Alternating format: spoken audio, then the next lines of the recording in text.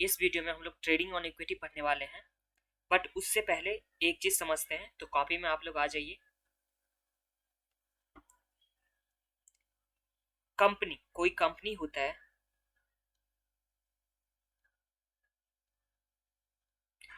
कहां कहां से फंड रेज कर सकता है, कहां कहां से फंड लेके आ सकता है कोई कंपनी। तो देखिए, सबसे पहले शेयर कैपिटल से कहां से पैसा लेकर के आ सकता है कंपनी, तो शेयर कैपिटल से। ये हो गया हम लोग का सबसे फर्स्ट में कि कंपनी कहां से पैसा लेके आ सकता है, शेयर कैपिटल से। प्लस में अब जो कंपनी में पैसा लगा के रखा है शेयर होल्डर, ओके, अब शेयर होल्डर जो पैसा लगा के रखा है वो अगर पैसा लेकर के नहीं जाता है, प्रॉफिट हुआ है, जैसे कंपनी चलता आ रहा है, जैसे फर्स्ट ईयर हुआ, सेकंड हुआ, थर्ड ईयर हुआ, इस तरह से कंपनी चलता आ रहा है, बट वहां पे शेयर होल्डर जो है वो कंपनी का प्रॉफिट निकाल के नहीं ले गया, डिविडेंड के रूप में नहीं ले रहा है, तो उस टाइम में यहाँ पे रिटेन अर्निंग भी हो जाता है। कंपनी के पास क्या हो जाता है, रिटेन अर्निंग, जिससे रिजर्व एंड सरप्लस भी बोल सकते हैं। और कंपनी का करंट ईयर का प्रॉफिट होता है या लॉस हो सकता है, करंट ईयर का प्रॉफिट हो सकता है या लॉस हो सकता है। तो इस तरह से कंपनी का कैपिटल में आ सकता है कि कहां से पैसा आया, तो कैपिटल से आ सकता है, फिर कंपनी का जो रिटेन अर्निंग होता है उससे, प्लस में प्रॉफिट, और अगर लॉस होता है तो लॉस माइनस करने से। तो ये हो गया हम लोग का। अब ध्यान दीजिए, और कहां कहां से पैसा लेकर के आ सकता है, तो और लेके आ सकता है प्रेफरेंस शेयर से, और लेके आ सकता है लोन से लेकर के आ सकता है, और तो कुछ नहीं। लोन में हो गया बैंक लोन हो गया, चाहे डिवेंचर हो गया, इस तरह से पैसा लेकर के कंपनी आ सकती है। अब ध्यान दीजिए यहाँ पे, ये तो हम लोग का हो गया। अब सम्स में जब भी बोले, जब भी सम्स बोले क्या, इक्विटी फंड, क्या बोले, इक्विटी फंड। तो सम्स में जब भी बोलेगा इक्विटी फंड, इसका मतलब क्या होता है, share capital, reserve and surplus, profit minus losses, मतलब profit and losses, reserve and surplus, retain earning, ये सब जितना भी चीज होता है उसे क्या बोला जाता है, इक्विटी फंड। तो इक्विटी फंड में क्या हो गया, तो इक्विटी फंड में हम लोग का हो गया शेयर कैपिटल, फिर रिटेन अर्निंग, फिर प्रॉफिट एंड लॉस, ये हो गया हम लोग का। अब ध्यान दीजिए, तो ये हो गया हम लोग का यहां से लेकर के यहां तक, ये हो गया इक्विटी फंड। अब सम्स में जब भी बोलेगा शेयर होल्डर फंड, क्या बोलेगा सम्स में, शेयर होल्डर फंड। तो शेयर होल्डर फंड में सबसे पहले इक्विटी फंड तो आएगा ही, प्लस में क्या ऐड हो जाएगा यहाँ पे, तो प्लस में ऐड हो जाएगा प्रेफरेंस शेयर, तो इसे क्या बोला जाता है, शेयर होल्डर फंड। तो शेयर होल्डर फंड आप लोग को समझ में आ गया। अब ध्यान दीजिए, जब भी सम्स में बोलेगा कैपिटल इंप्लॉयड, तो कैपिटल इंप्लॉयड का मतलब क्या होता है, तो कैपिटल इंप्लॉयड में जो भी शेयर कैपिटल था, कैपिटल इंप्लॉयड, इंप्लॉयड में जो भी शेयर कैपिटल था, प्लस में रिजर्व एंड सरप्लस था, उसके बाद प्रेफरेंस शेयर हो गया, एंड उसके बाद जो भी लोन था, जो भी फंड हो गया, तो वो हो गया कैपिटल इंप्लॉयड। और इसी कैपिटल इंप्लॉयड को क्या बोलते हैं, इन्वेस्टमेंट बोला जाता है। क्या बोला जाता है, इन्वेस्टमेंट। तो ये समझ में आ गया आप लोग को। अब तो कंफ्यूजन कभी नहीं होगा, जब भी सबसे इक्विटी बोलेगा, यहाँ पे देखिए शेयर होल्डर फंड को इक्विटी भी बोला जा सकता है। देखिए, जब भी सम्स में अगर बोलेगा इक्विटी फंड, तो इसका मतलब हुआ सिर्फ किसका, तो जो इक्विटी शेयर होल्डर वाला है उसका फंड। उसमें क्या आता है, तो शेयर कैपिटल आता है, रिजर्व एंड सरप्लस आता है, प्रॉफिट एंड लॉस आता है, ठीक है। जब भी शेयर होल्डर फंड बोला जाएगा, तो यहाँ पे इक्विटी फंड तो आएगा ही, प्लस में जो प्रेफरेंस शेयर होता है, क्या होता है, प्रेफरेंस शेयर। देखिए इसमें क्या हो जाएगा, इक्विटी तो रहेगा ही, प्लस में प्रेफरेंस शेयर का जो भी आ गया, तो वो भी आ जाएगा इसमें, किस में, तो शेयर होल्डर फंड में। और कैपिटल इंप्लॉयड में जितना भी कैपिटल हो गया, जैसे कैपिटल हो गया, प्रेफरेंस शेयर का हो गया, तो ये सब जितना भी हो गया वो कहाँ पे आएगा, तो वो आएगा हम लोग का कैपिटल इंप्लॉयड में। यहां तक तो कुछ प्रॉब्लम नहीं है। अब जब भी बोला जाए रिटर्न ऑन इन्वेस्टमेंट, क्या बोले, रिटर्न ऑन इन्वेस्टमेंट, तो ध्यान दीजिए, इन्वेस्टमेंट, रिटर्न ऑन इन्वेस्टमेंट जब भी बोला जाए, तो एक चीज उससे पहले आप लोग यहां समझे। सबसे पहले हम लोग लिखते थे सेल्स माइनस क्या लिखते थे, वेरिएबल कॉस्ट, तो हम लोग का क्या आता था, कॉन्ट्रीब्यूशन, माइनस हम लोग क्या करते थे, फिक्स कॉस्ट, तो हम लोग का क्या आता था, ईबीआईटी। फिर हम लोग करते थे माइनस इंटरेस्ट, तो हम लोग का क्या आता था, अर्निंग बिफोर टैक्स। फिर हम लोग क्या करते थे, माइनस टैक्स, तो हम लोग का क्या आता था, अर्निंग आफ्टर टैक्स। फिर हम लोग करते थे प्रेफरेंस डिविडेंड, प्रेफरेंस डिविडेंड, तो हम लोग का क्या आता था, आफेस, आफेस मतलब earning available for equity share holder. तो यहाँ ध्यान दीजिए, यहाँ जो फिक्स्ड एक्सपेंस चार्जेस हैं, फिक्स्ड फाइनेंशियल चार्जेस हैं, वो यहाँ क्या हो गया, तो सबसे पहला इंटरेस्ट हो गया, उसके बाद प्रेफरेंस डिविडेंड हो गया, और जो भी पैसा बचता है वो किसका होता है, तो इक्विटी शेयर होल्डर वाले का होता है। तो ध्यान दीजिए, जब भी रिटर्न ऑन इन्वेस्टमेंट बोला जाए, तो हम लोग को कहाँ से स्टार्ट करना है, तो return on investment, EBIT, earning before interest and tax, divide by investment मतलब क्या हो गया, इन्वेस्टमेंट का हम लोग क्या बोलते थे, कैपिटल एम्प्लॉयड भी बोलते थे। और कैपिटल एम्प्लॉयड में क्या क्या आता था, तो कैपिटल एम्प्लॉयड में आता था equity share holder, equity fund, सबसे पहले क्या था, equity fund, plus preference share था, प्लस क्या था, लोन था, लोन में ही डिबेंचर भी आ गया, बैंक लोन भी आ गया, तो ये था। तो हम लोग को इस तरह से बनाना है, जब भी रिटर्न ऑन इन्वेस्टमेंट बोले तो हम लोग को EBIT divide by capital employed, इससे कैपिटल एम्प्लॉयड भी, हाँ ये हो गया ईबीआईटी डिवाइड, हम लोग क्या करेंगे, कैपिटल एम्प्लॉयड। ये समझ में आ गया। अब शेयर होल्डर फंड, जब भी बोलेगा शेयर होल्डर फंड तो उस टाइम हम लोग क्या निकालेंगे, तो shareholder fund is equal to return on shareholder fund. देखिए जब भी पूछा जाए return on shareholder fund,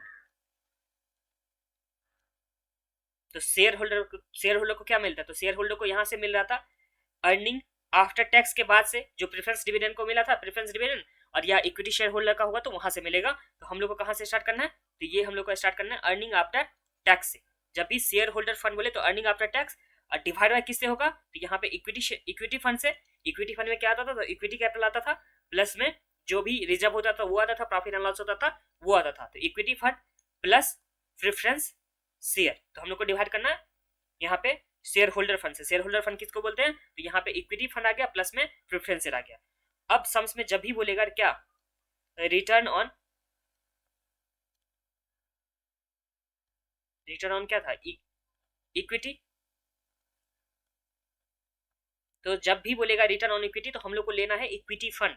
याद करके रख लीजिए आप लोग, जब भी सम से बोले रिटर्न ऑन इक्विटी तो हम लोग को लेना है इक्विटी फंड। इक्विटी फंड में कहां से पैसा आएगा, तो ये आता है आफेस, earning available for equity share holder divide by equity fund. हमको क्या करना है, इक्विटी फंड से डिवाइड करना। तो ये तो आप लोग को समझ में आ गया ना। अब तो कंफ्यूजन नहीं होगा। कैपिटल एम्प्लॉयड में क्या आता है, तो कैपिटल एम्प्लॉयड में जितना भी कैपिटल है, चाहे वो डिवेंचर ही क्यों ना हो, वो लोन ही क्यों ना हो, प्लस में प्रेफरेंस शेयर हो या इक्विटी शेयर होल्डर हो, इक्विटी शेयर होल्डर का फंड हो, तो वो सारा आएगा कैपिटल एम्प्लॉयड में। उसी को इन्वेस्टमेंट बोला जाता है। तो रिटर्न ऑन इन्वेस्टमेंट और रिटर्न ऑन कैपिटल एम्प्लॉयड दोनों क्या होता है, सेम होता है।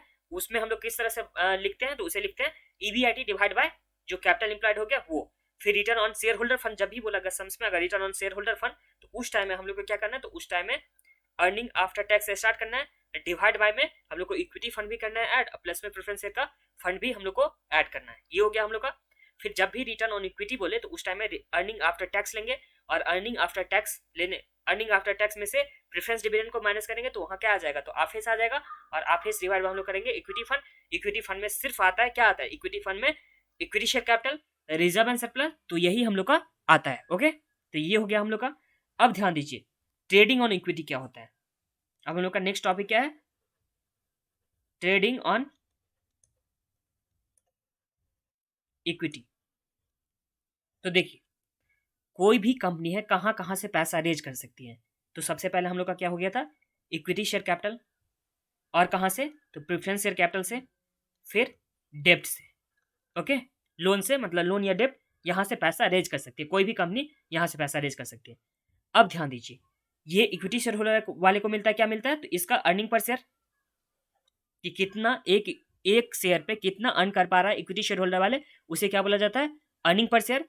तो यहाँ पे रिटर्न ऑन इन्वेस्टमेंट, क्या, return on investment. Return on investment का मतलब कि कंपनी कितना पैसा कमा रही है बिना फाइनेंशियल, मतलब जो भी कैपिटल होता है उसे यूज करने के बाद कंपनी कितना पैसा कमा रही है, वो होता था रिटर्न ऑन इन्वेस्टमेंट। अब कंपनी का रिटर्न ऑन इन्वेस्टमेंट कितना है, 15%। मान लेते हैं कंपनी का रिटर्न ऑन इन्वेस्टमेंट कितना है, 15%। और कंपनी मार्केट से पैसा प्रेफरेंस शेयर से या डिवेंचर से कितना परसेंट में उठा सकती है, तो यहाँ पे प्रेफरेंस शेयर पे मानते हैं 12%, और डेब्ट पे कितना मान रहे हैं हम लोग कि 10% में पैसा रेज कर सकती है कोई कंपनी। तो इस केस में रिटर्न ऑन इन्वेस्टमेंट से क्या है, रिटर्न ऑन इन्वेस्टमेंट से यहाँ पे प्रेफरेंस शेयर का कॉस्ट प्लस में डेब्ट का कॉस्ट क्या है, कम है। तो कंपनी बाहर से पैसा रेज करने से, जो इक्विटी शेयर होल्डर वाला, तो ये तो कंपनी का इंटरनल हो गया, तो कंपनी बाहर से पैसा रेज करेगी, क्यों रेज करेगी, क्योंकि अर्निंग पर शेयर इंक्रीज हो पाए। देखिए कंपनी का अर्निंग पर शेयर इंक्रीज हो जाए, इसके वजह से वहां बाहर से पैसा कंपनी लेकर के आती है, उसे ही क्या बोला जाता है, ट्रेडिंग ऑन इक्विटी। तो ट्रेडिंग ऑन इक्विटी आप लोग को समझ में आ गया। तो इसका मतलब ये हुआ कि कंपनी बाहर से पैसा लेकर के आएगी, क्यों लेकर के आएगी, कि जिससे कि अर्निंग पर शेयर इंक्रीज हो पाए। अर्निंग पर शेयर इंक्रीज कब होगा, जब रिटर्न ऑन इन्वेस्टमेंट, क्या, तो return on investment more than क्या होगा, इंटरेस्ट और प्रेफरेंस डिविडेंड का कॉस्ट से अगर ज़्यादा होता है रिटर्न ऑन इन्वेस्टमेंट, तो उस केस में यहाँ पे कंपनी का पोजीशन क्या होता है, फेवरेबल होता है, और वहाँ ट्रेडिंग ऑन इक्विटी बोला जाता है। तो ट्रेडिंग ऑन इक्विटी भी आप लोग को समझ में आ गया। अब देखिए, अब बुक में आते हैं। ट्रेडिंग ऑन इक्विटी में क्या बोला है यहाँ पे, यहाँ बोल रहा है financial leverage indicate the usages of fund with fix cost. तो फाइनेंशियल लेवरेज में हम लोग किस चीज़ का यूज करते थे, तो EBIT डिवाइड बाय हम लोग करते थे, क्या करते थे फाइनेंशियल लेवरेज में, तो EBIT डिवाइड बाय हम लोग करते थे अर्निंग बिफोर टैक्स। अब इसमें डिफरेंस किस चीज़ का होता था, तो यहाँ पे टैक्स का डिफरेंस होता है। यहाँ क्या बोला, लाइक लॉन्ग टर्म डेब्ट से पैसा लेकर के या प्रेफरेंस शेयर से कैपिटल से, along with equity share capital which is known as trading on equity. तो यहाँ कहाँ कहाँ से पैसा लेकर के कंपनी आ रही है, और ट्रेडिंग ऑन इक्विटी में का मतलब ये होता है कि पैसा बाहर से लेकर के आए, चाहे वो प्रेफरेंस शेयर से लेकर के पैसा आए या डेब्ट से पैसा लेकर के आए, जिससे कि अर्निंग पर शेयर जो हो, जो इक्विटी शेयर होल्डर वाले को मिलता है अर्निंग पर शेयर, वो इंक्रीज हो पाए। यहाँ पे फिर क्या लिखा हुआ है, the basic aim of financial leverage is to increase the earning available to equity share holder. तो यहाँ पे यही बोला कि अर्निंग पर शेयर इंक्रीज हो, इसका मतलब क्या, जब आफेस इंक्रीज होगा, आफेस मतलब earning available for equity share holder, जब इंक्रीज होगा, इसी का मतलब क्या होगा कि यहाँ पे अर्निंग पर शेयर इंक्रीज होगा। A firm is known to have a positive leverage when earning are more than the cost of डेब्ट। जो मैंने अभी बोला था क्या, कि यहाँ पे अर्निंग जो होगा, अर्निंग पर शेयर, यहाँ पे रिटर्न ऑन इन्वेस्टमेंट क्या होगा, मोर अगर होगा किससे, कॉस्ट से, तभी बोला जाता है ट्रेडिंग ऑन इक्विटी। यही लिखा हुआ है, तो आप लोग पढ़ लीजिएगा।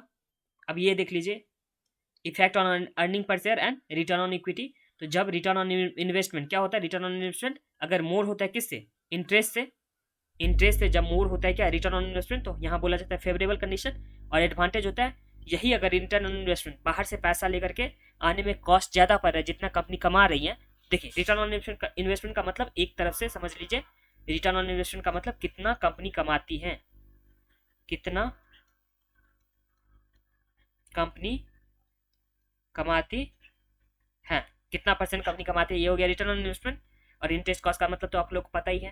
तो देखिए, अगर कंपनी कमाती है फर्स्ट केस में 15% और बाहर से पैसा लेकर के आ रही है 10% में, तो ये जो बचा हुआ 5% हुआ, जो बचा हुआ 5% हुआ, जो देखने से अभी पता चला कि 5%, ये किसको मिलेगा, तो ये मिलेगा इक्विटी शेयर होल्डर वाले को। तो यहाँ पे इक्विटी शेयर होल्डर वाले को मिलेगा, इसका मतलब आफेस यहाँ पे इंक्रीज होगा। तो आफेस जब भी इंक्रीज होगा तो अर्निंग पर शेयर इंक्रीज होगा, तो उस टाइम में बोला जाएगा यहाँ पे फेवरेबल कंडीशन है, और ये क्या है, एडवांटेज है। यही अगर रिटर्न ऑन इन्वेस्टमेंट क्या होगा, अगर रिटर्न ऑन इन्वेस्टमेंट 10%, मतलब कंपनी कमा पाती है 10%, और बाहर से पैसा लेकर के आने में कितना परसेंट लगता है, बाहर से पैसा लेकर के आने में 15%, इसी केस में क्या होगा, कंपनी का कंडीशन अनफेवरेबल और डिसएडवांटेज। वही अगर return on investment equal to क्या हो गया, इंटरेस्ट कॉस्ट, मतलब बाहर से पैसा लेकर क्या हो और जितना कंपनी कमा रही है, तो उस टाइम में क्या आता है, तो न्यूट्रल होता है कंडीशन, नाइदर एडवांटेज और नॉट डिसएडवांटेज। ये समझ में आ गया। और एक बात यहाँ ध्यान रखिएगा हमेशा, कि जब भी डिग्री ऑफ फाइनेंशियल लेवरेज होगा, वो 0 और 1 के बीच में नहीं हो सकता है, 0 और 1 के बीच में नहीं हो सकता है, या तो क्या हो सकता है, 0 हो सकता है, और क्या हो सकता है, लेस, और it can be more than 1, मतलब या तो 1 हो सकता है, या हो सकता है माइनस में निगेटिव हो सकता है, या हो सकता है पॉजिटिव, बट मतलब पॉइंट में नहीं हो सकता, 0 और 1, 0 से लेकर के 1 के बीच में नहीं हो सकता है। तो ये समझ में आया आप लोग को कि डिग्री ऑफ फाइनेंशियल लेवरेज 0 और 1 के बीच में नहीं होगा, या तो 0 होगा, या निगेटिव में होगा, या पॉजिटिव में, मतलब 1 से बड़ा होगा। ये समझ में आ गया। अब आगे क्या दे रखा हुआ है, आगे हम लोग को नेक्स्ट वीडियो में पढ़ेंगे कंबाइंड लेवरेज। ओके।